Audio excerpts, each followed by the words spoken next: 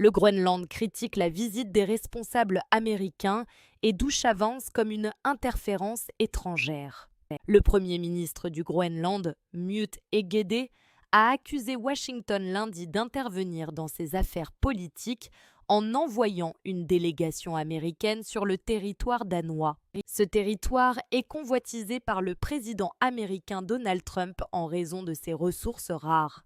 Le Premier ministre Mute Egede a déclaré que le conseiller à la sécurité nationale des États-Unis, Mike Waltz, visiterait le Groenland cette semaine, accompagné d'Usha Vance, l'épouse du vice-président américain J.D. Vance. Selon les médias groenlandais, la délégation comprenait également Chris Wright, le secrétaire à l'énergie des États-Unis et ancien dirigeant d'une entreprise minière.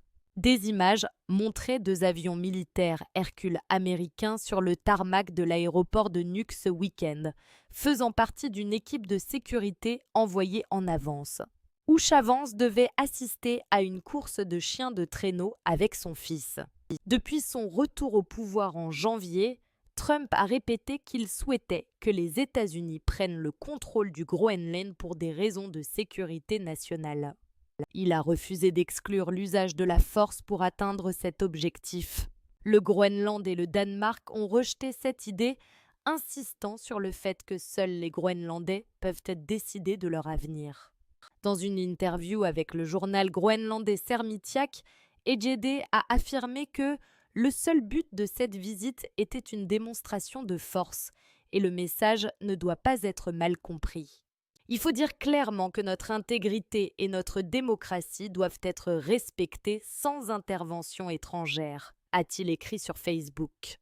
Il a ajouté que la visite de la délégation américaine ne pouvait pas être considérée comme une simple visite privée.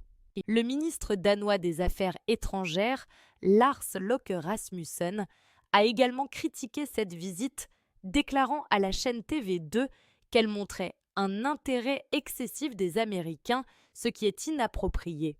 Løkke a souligné que des élections viennent d'avoir lieu au Groenland et qu'il n'y a pas encore de gouvernement groenlandais, alors que la visite des Américains devait avoir lieu. L'élection générale du 11 mars a laissé le Premier ministre à la tête d'un gouvernement provisoire. Ulrik Pramgad, chercheur à l'Institut danois d'études internationales, a qualifié cette visite de geste agressif de la part de Washington. Ils n'ont pas été invités par les Groenlandais. Ils n'ont pas été invités par les Danois. Ils ont juste annoncé qu'ils allaient venir, a-t-il déclaré à l'AFP. Les partis politiques groenlandais sont actuellement en train de négocier la formation d'un nouveau gouvernement de coalition après les élections remportées par les démocrates de centre droit.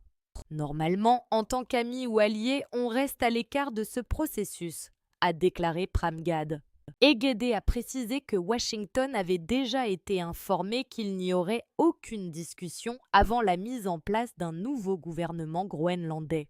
Waltz est le confident et le conseiller le plus proche de Trump, et sa présence au Groenland seule suffira à renforcer la conviction des Américains dans la mission de Trump. Et la pression augmentera après la visite, a déclaré Egede au journal Sermitiaq. Jens Frederik Nielsen, chef des démocrates et probable futur Premier ministre du Groenland, a déjà critiqué les ambitions de Trump sur le Groenland, les jugeant inappropriées. Lundi, Nielsen a souligné que les négociations en cours pour un nouveau gouvernement continuaient et qu'il ne se laisserait pas influencer.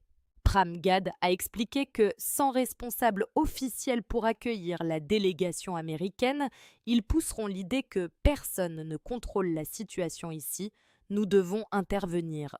Il a ajouté que le choix d'envoyer Usha Vance faisait partie d'une fausse opération de charme, tandis que la présence de Chris Wright, ancien dirigeant d'une entreprise minière, envoie un signal clair qu'ils sont intéressés par nos ressources.